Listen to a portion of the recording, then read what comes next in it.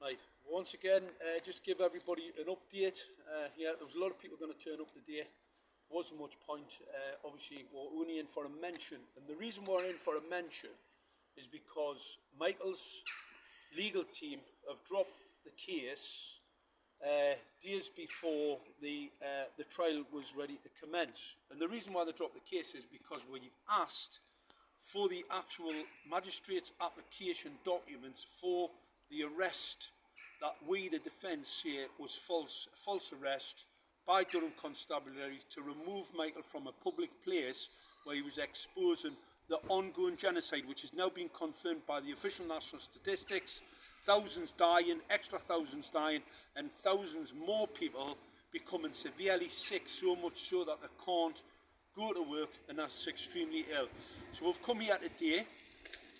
The judge wouldn't allow Michael to have Mackenzie, which is, this has been already being shown in a number of different, court cases. The High Court has already ruled on Mackenzie's and the ability of Mackenzie's to assist due to the fact that, unfortunately, a lot of people who don't have legal aid, don't have any legal understanding or any understanding of the judicial system, have a serious problem.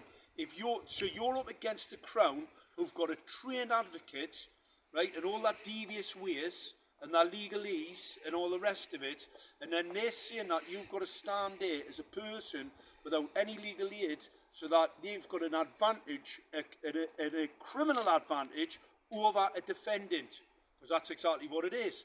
The whole judicial system is supposed to be just. It says justice means just. Well, that's not what we're seeing. We're seeing people. Michael, unfortunately, right, served a number of tours in Iraq. He's been bombed. He's been shot at. So he suffers PTSD. He sometimes can forget things in the middle of having a conversation. Sometimes, so from a cognition's perspective, he absolutely needs assistance. And the problem that we've got solicitor firms and legal representation up here who will not touch his court case with a barge pole, because it will prove, right, these law society members, it will prove that Durham Constabulary conspired to cover up genocide by falsely arresting Michael, then making a whole narrative up about him resisting arrest because of the fact that they'd assaulted him and gassed him when he was on the ground and handcuffed. So that's what's really going on. And like I said, this man is a hero. He is a local hero who stood out for people in this country, right? And he's before the court because of criminals, and we now have evidence that police forces around the country have been told they are not allowed to investigate crimes, anything appertaining to a biochemical weapon, which they call a COVID-19 vaccine, the antennas that people have been injected with, the increases in sickness, ill health and death. They've been told that they can't investigate it because guess what? It would show that everything that we've said over the last few years is correct. Is that not so, Michael?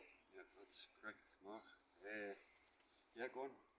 Absolute hero. I mean, this man is an absolute hero, right, of biblical proportions, mate, and I mean it. Standing up, right, for the right of people.